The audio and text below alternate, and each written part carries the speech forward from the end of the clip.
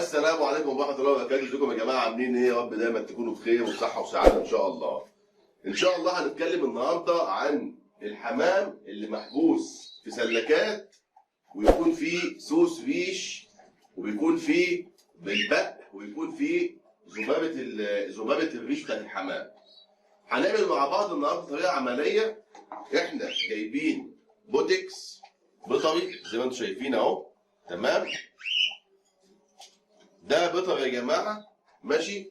استخدامه امن جدا، بيكون بالطريقه دي. احنا معبيين اهوت معانا اي بخاخه ميه. لو البخاخه دي 2 لتر، هنحط عليهم حوالي 5 سم من البوتكس اهو، تمام؟ وبعد كده هنقفل بالشكل ده اهو، وبنحضر لها كده، ماشي؟ وبنظبطها وبنرش بيها الحمام. ازاي بقى ترش الحمام؟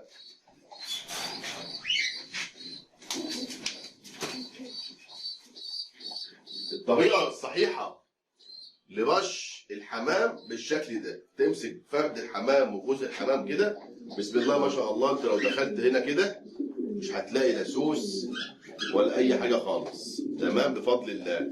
ممكن بس ساعات بنلاقي دبانه، بنلاقي سوسه مثلا ولا حاجه، ولكن الحمد لله مش زي ما انتم شايفين اهو، زي الفل. بس احنا كوقايه بنعمل كده.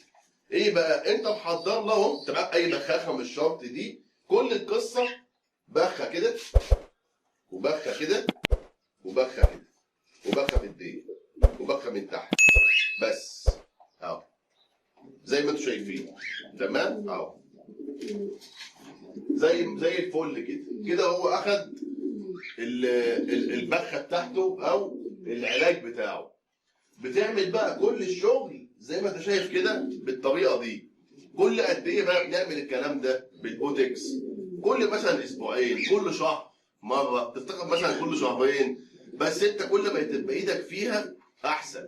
والمهم انك انت تعمل الكلام ده لو احنا في فصل الشتاء زي النهارده، يكون في عز الحر كده والشمس طالعه، عشان خاطر الجو يكون حلو، ما ياخدوش برد معانا.